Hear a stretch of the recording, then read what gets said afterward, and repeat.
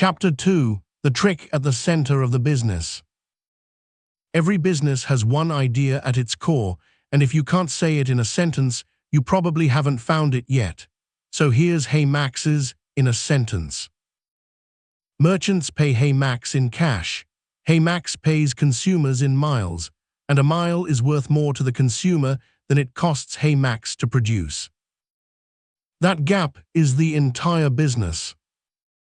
Let me make that concrete, because it's the difference between HeyMax and every cashback app you've ever used. When ShopBack gives you $1 of cashback, that dollar costs ShopBack exactly $1. There's no spread. The only way they make money is if the merchant paid them more than $1 in the first place. When HeyMax gives you a mile, it's different. You look at that mile and you think about business class to Tokyo. In your head it's worth 2, maybe 3 cents. But on my reconstruction, that mile costs HeyMax about 1.16 Singapore cents to issue, and I'll walk you through exactly how I got to that number in a moment. And crucially, about a quarter of those miles will never be redeemed at all. Someone signs up, earns a few hundred miles, forgets about it, and the balance sits there forever. So HeyMax is paying for growth in money that it prints itself, at a discount to the value the customer places on it. That's not a gimmick. That's the same trick airlines have been running for 40 years, and it's why frequent flyer programs are often worth more than the airlines that own them.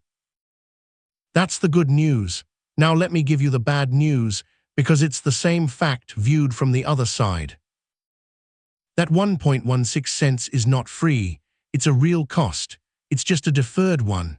When a member finally does transfer their miles to Cathay Pacific, HeyMax has to go and buy those Asia miles from Cathay with actual money. And the longer the program runs, the more of those bills come due. Here's the number that made me sit up. As of May 2025, HeyMax's members had earned 272 million Max miles, and they had redeemed 27 million. That's a redemption rate of just under 10%. 10%. In a mature loyalty program, that number is 60 to 80%. Which means 90% of the cost of HeyMax's business model hasn't arrived yet.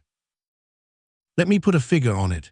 My estimate is that by the middle of 2026, HeyMax has roughly 700 million Max miles outstanding in customer accounts.